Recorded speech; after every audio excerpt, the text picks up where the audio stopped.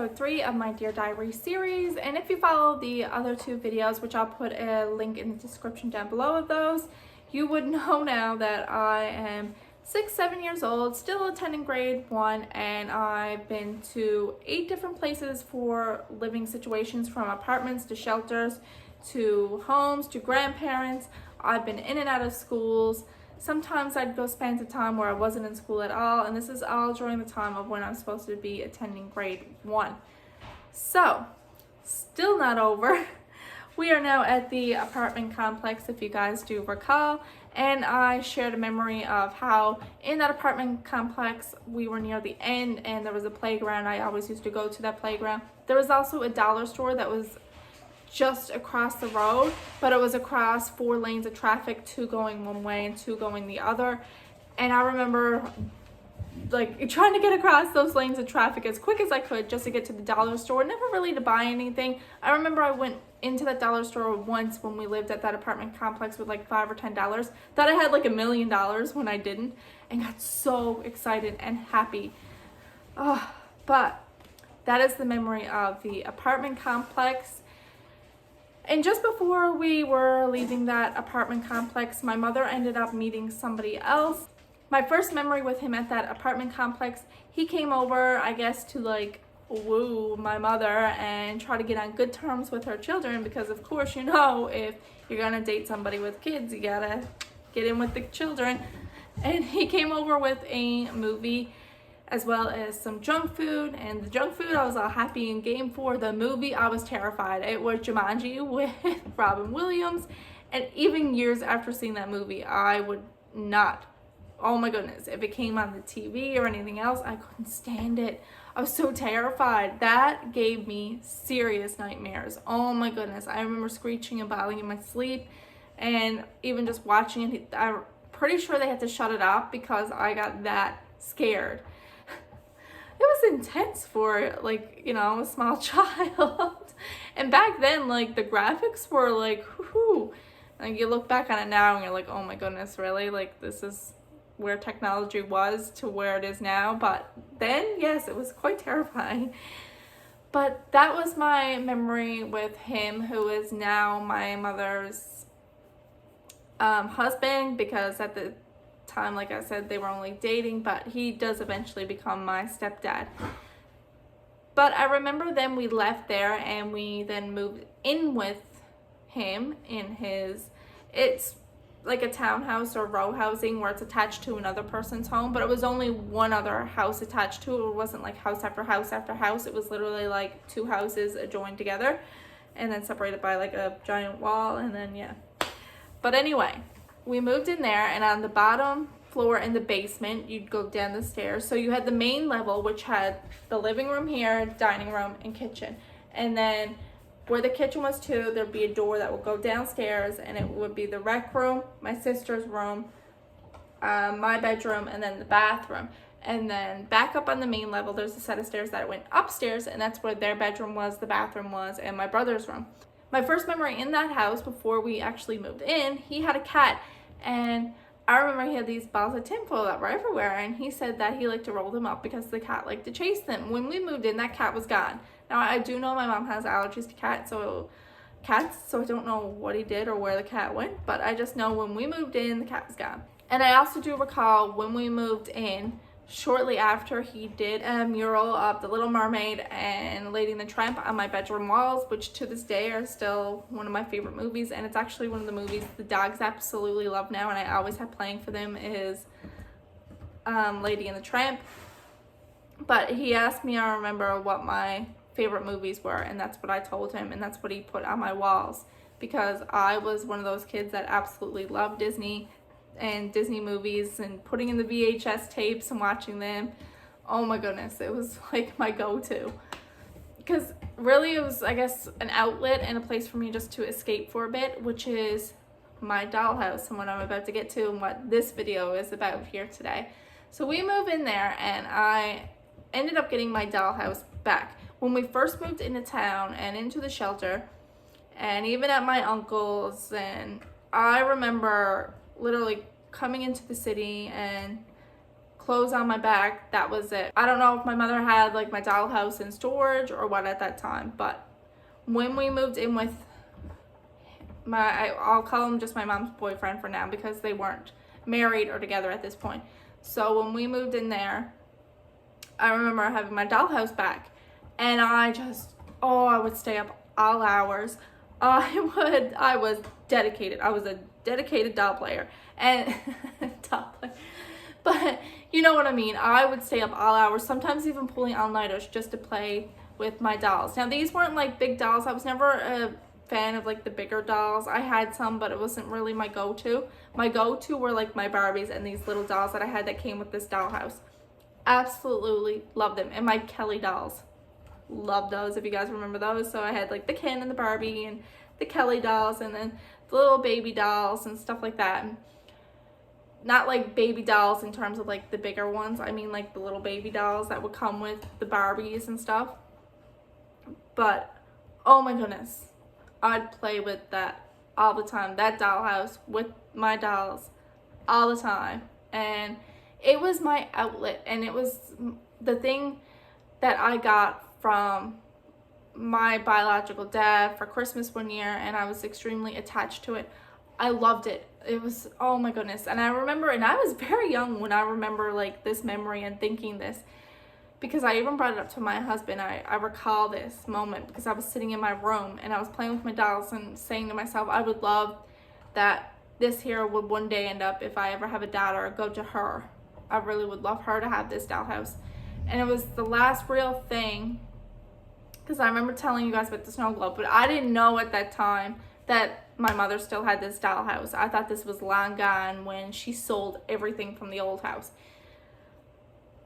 But when I got my dollhouse and I seen it, I was like, I was so happy. This was like my getaway. This is where I can play and just be happy and just forget everything else, and where I can set up always. And it was always a happy family dynamic when playing dolls. When my dolls were in their little dollhouse, they were always happy. The kids were always happy. There was a mom and a dad and kids.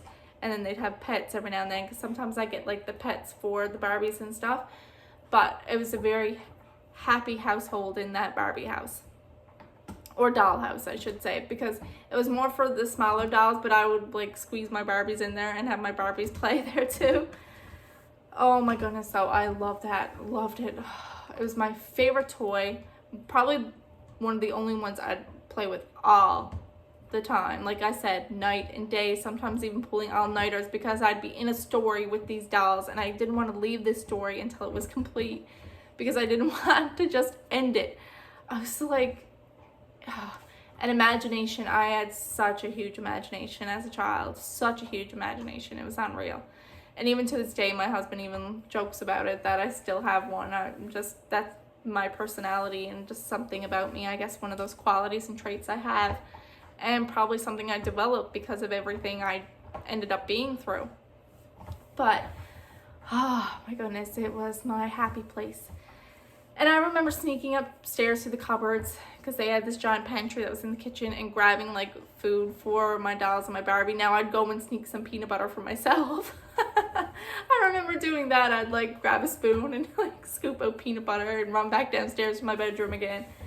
But because growing up in our household, like supper time was it. If you ate supper, you ate it. If not, then too bad, so sad type situation. It was just the way it was. It was just a rule she always had, that you had to eat what was in front of you or you didn't eat at all type situation. So when I was hungry in the nights and I knew that they were up in the other, because like I said, it was 3 floors, and where they were on the very top, when I knew they were up there and I could make it to the kitchen without them knowing, I was doing it.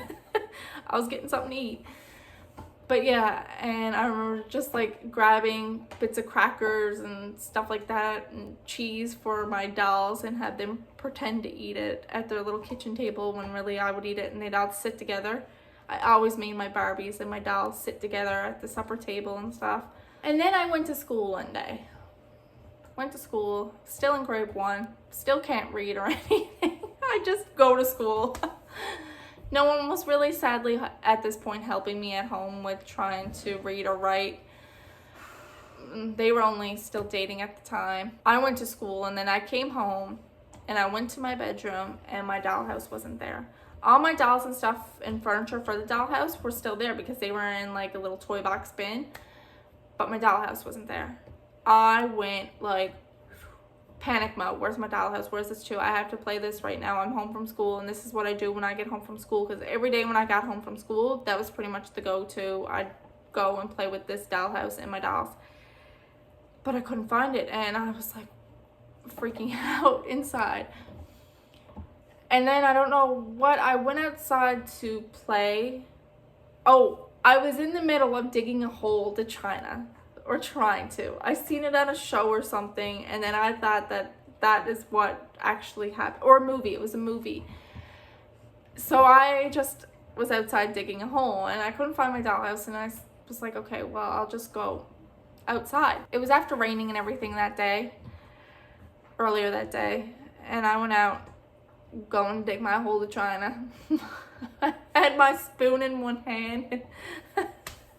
Yeah, heading over. I still remember what side of the backyard there was these bushes there, and the neighbor's house was there, and I was going over, and I seen my dollhouse outside, and my heart just sunk. I remember getting very angry and frustrated and didn't understand why my dollhouse was placed outside, and I wanted so badly to bring it back in, but I couldn't. And here is why I couldn't. So a little before this, we're gonna rewind a bit now. Me and my brother were downstairs playing, and I always like to have my brother play dolls with me, or house, or school. And it's weird, I like to play school. I always loved playing school and being teacher, but I couldn't write anything, so I just had my brother do like matching or connect the dots and coloring, stuff like that. That was school for my brother. But I always liked having him down there playing with me, so I had someone to play and interact with when it came to like dolls and house and stuff and school. And we didn't get along this day, and we didn't get along a lot of the time, but that's just it. I guess some siblings do, some don't. And me and my brother, we just, at times we would get along, and then at other times when we didn't get along, we really didn't get along. We would fight, like get very upset at each other type fighting. And I recall like this day, he was sitting down with me, and I was trying to get him to play dolls, and he kept saying, I don't want to play right now, and I was getting really upset about it, and I was like, no, you're playing, no, you gotta play with me type deal. I need someone else in my story, I guess. But I then remember and getting upset because I kept asking him to play with me, and he was refusing. And then he took my dolls, and he just went like that with them, and I just remember my face just going, you didn't just do that type deal. Oh, I was so upset that he did that. So I pinched him. And no, I shouldn't have pinched him, my poor brother. But I was really upset, and I didn't know what else to do. I didn't want to like hit him or punch him or anything like that, because even to this day, I don't have that in me. Like, I was in karate when I got like a little bit older, but I don't know, I couldn't just do that, especially to anyone that I cared about, and I did. I cared a lot about my brother, as much as he drove me crazy, because he's a brother. But some siblings get along, but me and my brother, like, we would at times, but other times we wouldn't. But that's what I did. When I seen him go like that with my dolls, or it was more so like this, like a shove, I got so upset, and that's what I did. I just went like that. And he screeched, and at the top of his lungs, and he ran up over the stairs, and he told my mother. So then I ran up behind, and I started telling her, I was like, well, he flicked all my dolls and my Barbies across the room and threw them, and I got upset. But what I said, oh, here we go.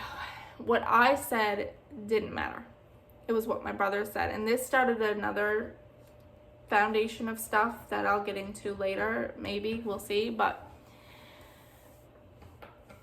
anything my brother said, I'll just get to the gist of it. Anything my brother said was always the truth, and just what she was going to listen to. My side really didn't matter. Like, my brother could have, and there was actually a time he did, and it wasn't intentional. I don't think he meant this or anything, but there was a time he did really, really hurt me. But it was always, he was right, I was wrong, I'm always a liar, whatever I said was always wrong. And that's where, I told you before, when I was at the shelter, I really started to shut down, close people out. This is where I really not only just started to shut down, but I became very weary of people and trusting people and what people said and what I said. And if I should say, that's where this stemmed from, and this is why. Because what my brother said, and he told my mother that I pinched him, and then I said, yeah, I did it because he flicked on my dolls, and I was there then in tears because he was in tears crying, and I was upset because he tossed all my dolls, but right away then I was in the wrong. And like, I shouldn't have done what I did, but he shouldn't have done what he did either, but he never got penalized for it or got in trouble for it.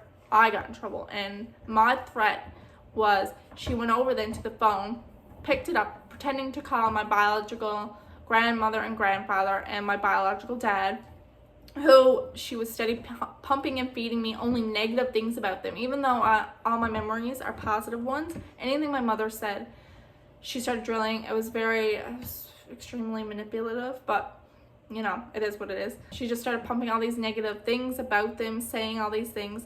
So I became very fearful. And then she started telling me that she was going to call them, they were going to come and get me, I was going to live there with them, or I was going to fly up with him, I was never going to see her or my family, like my brother and my sister again, and all this. And I started to panic. I was in tears and crying, freaking out, and I was like, oh my goodness, like, okay. Then I ended up getting grounded and everything else. But now we're going to fast forward back to the dollhouse. So I was stood outside with a dilemma. My absolute favorite toy, the only toy that I didn't even think that she actually brought into the city and the town that we were now in.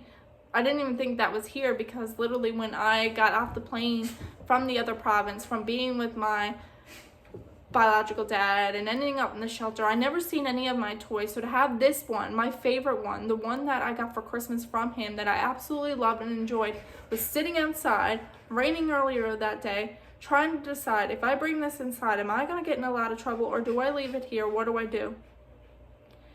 I was just so confused. I didn't know what to do. I panicked.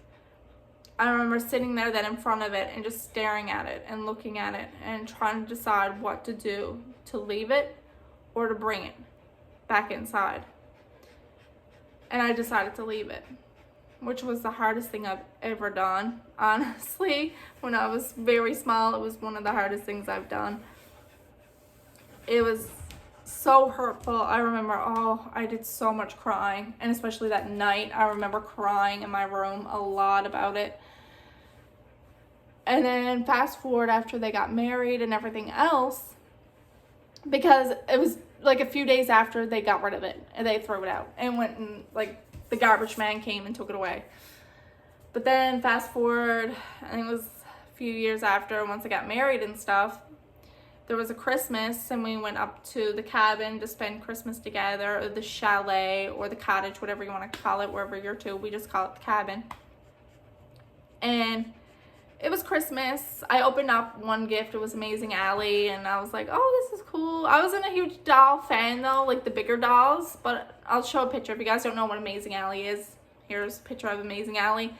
She had like these books and stuff that she could read to you, and you could interact with her, and her mouth would move and stuff. It was kind of creepy, but at the same time I was like, okay, which is kind of weird that they got me that, because I was extremely terrified of Toy Story at this time. Like extremely. We see Toy Story and it's weird, I love the Toy Story movies now, but then when we seen it, I mean, like, I was, but I'll get into that another day. So it was just kind of weird that they got me a toy that, like, the mouth would move and that. But, I don't know, I guess they never really paid attention to my likes and dislikes, so, you know, it is what it is. And then I opened up the next gift, and it's a Barbie house. And I am a person who could vouch this big time is my husband. Anything I get, I'm like a child. I get very giddy, excited. I'm so grateful for everything I receive and get, no matter the size, no matter the cost, if it was free or if it was $10, $100, whatever the case may be. I'm just one of those people that no matter what it is, I'm really grateful for, because I know how quickly anything can disappear and go away and be taken away. So anything I get, I hold on dearly, and I'm just so happy with. Or even like when we go on trips, I'm like, I gotta take everything in, just the smells. As weird as that might seem, like next time you want a trip, literally just take a step back and just close your eyes and just take a breath in and take in the smell. Or the sights. Just take a second to just stop and just look around at everything.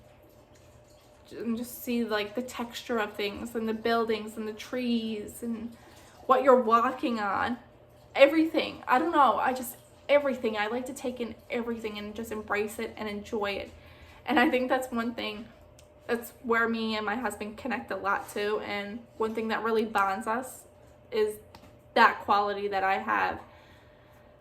But I don't know, because he's so go, and everything has to be fast paced, that it's a good balance, because I slow him down a bit and get him just to take everything in and just take a step back for a second and just embrace what's around him. And it's a really good dynamic.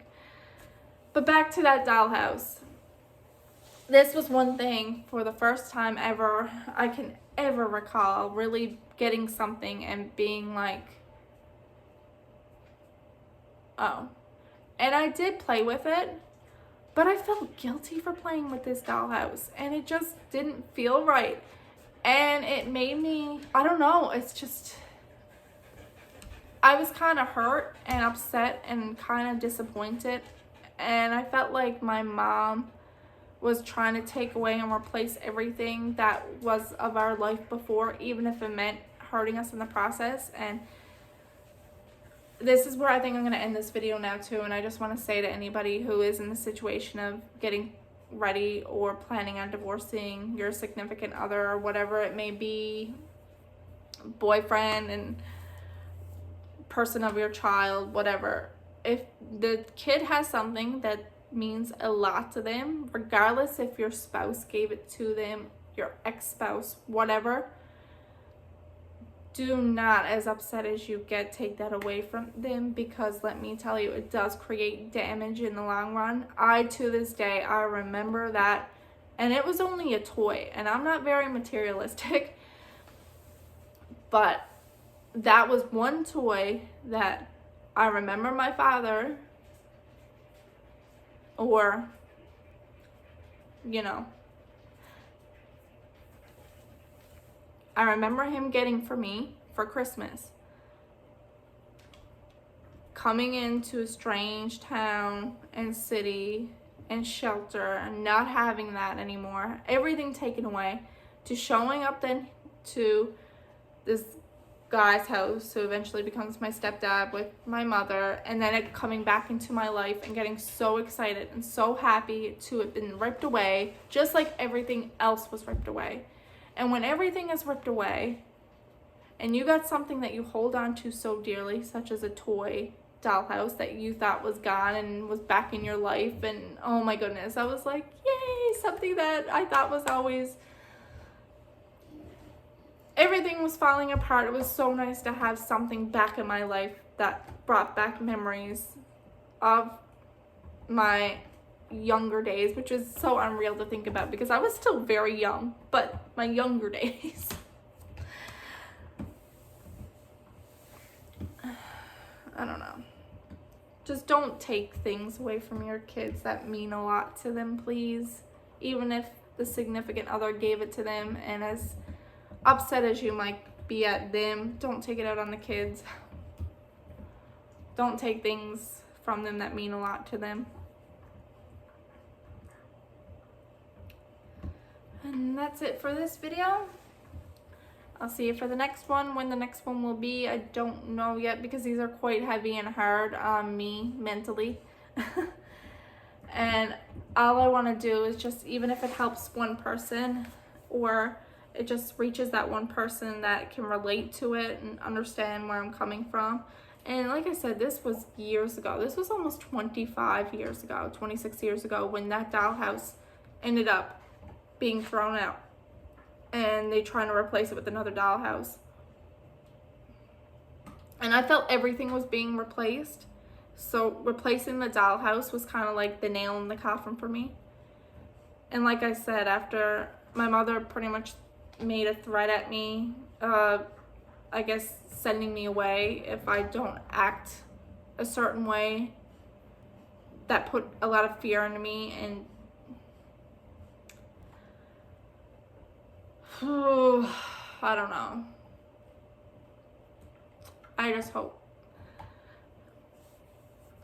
I don't expect to make all the difference in the world, but the whole reason I wanted to start this series and start to open up a bit and talk about some of this is because I'm sure there gotta be someone who's out there going through the same thing.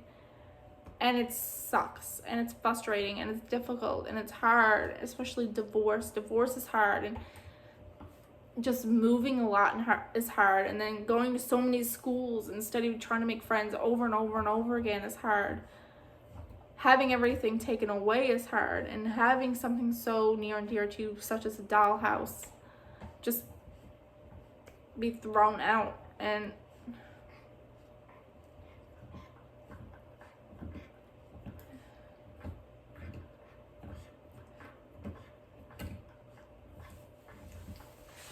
I don't know. Maybe someone can relate, maybe no one will relate. That's fine too. I just know that, like, nobody's perfect. No life is perfect. And I think that's why I don't like really judging people, and why I like to try to keep this channel and anyone who is subscribed very, like, safeguarded and in a safe place. So, like, because I pretty much treat, at least I try to treat, and I want to treat all my subscribers like family, even if it made a difference to one person. I think that's why I started this series, was just if it was an eye-opening or just a relatable situation for one person, and for me to go through this stuff and straight out say, even after been through it, I still don't and never have drank, never smoked, never tried drugs. Hopefully that can help someone else and realize, okay, she's been through kind of a similar situation and she never turned to any of that. The willpower is there. Everybody has that willpower. Everybody has that in them mentally to say to themselves, I'm not going to turn to substance abuse to fix, because it doesn't fix it. It just masks it and hides it for a little while you're doing that substance. But you don't need that. You really don't. You don't need to turn to something to fix something. You need to turn to yourself to fix it, not something else like a substance. You need to realize that everyone has it in them to say, I'm not going to let what happened to me define me. I'm going to let me define me, not the stuff that happened to me in my past. Because everybody can do it. Everyone can do it. Everyone can do it. At some point in your life, as dark and as lonely and as sad as a place might get, everyone has that in them, and that willpower is mentally there to say, I can get out of this and I can do this. You just got to be willing to listen to yourself, to trust yourself. You just got to realize that it's okay to feel. You're allowed to feel. You're allowed to be upset. You're allowed to be angry. You're allowed to be frustrated. You're allowed to grieve. This is all stuff that's okay. You're allowed to be mad. You're allowed to be all these things, and it is okay. You don't need to take a substance to just get rid of that, because what is that accomplishing in the end? Because once that wears off, you're still going to feel that hurt and that pain. You have to work through it, and you mentally have to start gearing yourself to just think, a different way about the situation and just realize that as dark as it is at that moment, there are two paths you can take, and there is one that leads to light, and there is one that leads to darkness. And you start that path of darkness, it's a long road. Now going to the path of light is a long road too, but that one leads you to a more positive direction than the one that goes down the dark road. That's where I'm going to leave you guys here today.